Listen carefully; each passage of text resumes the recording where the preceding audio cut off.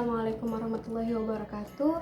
Saya Ada Ainur Rohmah dengan nomor induk mahasiswa 11940200003 dari KPI 3A.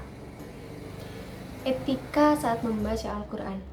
Dalam kitab Ihya Ulumuddin karya Imam Al-Ghazali, dalam kitab tersebut membahas adab terhadap Al-Quran.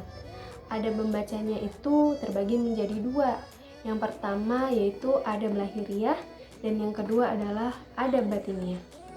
Adab lahiriah seperti keadaan pembaca, ukuran bacaan, menghatamkan Al-Quran, membaca dengan menangis dan tartil, kemudian memperhatikan ayat-ayat yang dibaca, kemudian hukum mengeraskan dan memelankan atau melunakkan bacaan, kemudian mengindahkan bacaan. Kemudian ada batiniah, seperti memaknai keagungan Allah atau kebesaran Allah, mengkonsentrasikan hati, kemudian memahami dan merenungkan kandungan dari isi atau ayat Al-Quran, mengkhususkan, meninggikan, mengosongkan diri dari penghalang pemahaman. Adapun adab atau etika kita saat membaca Al-Quran yang pertama yaitu dalam keadaan yang suci, baik suci dari hadas kecil maupun hadas besar. Nah, dalam membaca Al-Quran itu kita dianjurkan dalam keadaan suci, namun tetap diperbolehkan apabila kita membaca Al-Quran dalam keadaan terkena najis. Nah, Imam Haramain berkata bahwa orang yang membaca Al-Quran dalam keadaan najis tidak dikatakan mengerjakan hal yang makruh, akan tetapi dia meninggalkan sesuatu yang utama atau yang baik.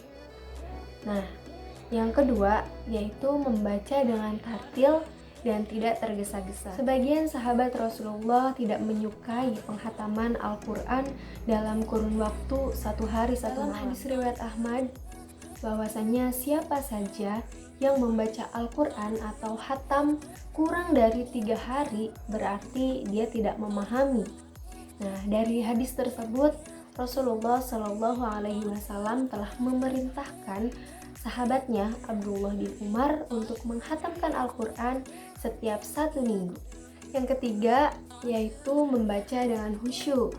Nah, seperti dalam Quran surat Al-Isra ayat 109 yang menjelaskan bahwasanya ketika membaca Al-Quran itu kita diharuskan khusyuk. A'udzu billahi minasyaitonir rajim. Bismillahirrahmanirrahim. Wa yakhruna lil adqani yabkuna wa yaziduhum khusyu'a. Shadaqallahul azim, yang artinya dan mereka menyungkur atas muka mereka sambil menangis dan mereka bertambah khusyuk. Kemudian yang keempat yaitu membaguskan suara saat membaca Al-Quran. Sebagaimana sabda Rasulullah Shallallahu Alaihi Wasallam, hiasilah Al-Quran dengan suaramu. Hadis riwayat Ahmad, Ibnu Majah, dan Al-Hakim. Maksud dari hadis tersebut adalah membaca Al-Quran dengan susunan bacaan yang jelas, terang makhrajul hurufnya, panjang pendeknya bacaan Al-Quran, serta sesuai dengan kaidah atau ketentuan tajwid. Kemudian yang kelima yaitu dimulai dengan isti'azah. Hal ini terdapat dalam surat An-Nahl ayat 98. A'udzu billahi minasyaitonir rajim.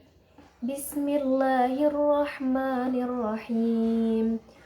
فَإِذَا قَرَأْتَ الْقُرْآنَ فَاسْتَعِذْ بِاللَّهِ مِنَ الشَّيْطَانِ الرَّجِيمِ. Shadaqallahul azim, yang artinya apabila kamu membaca Al-Quran, hendaklah kamu meminta perlindungan kepada Allah Subhanahu wa Ta'ala dari syaitan yang terkutuk. Terima kasih, cukup sekian dari saya. Atas segala kekurangan mohon dimaafkan. Billahi taufiq wal hidayah. Wassalamualaikum warahmatullahi wabarakatuh.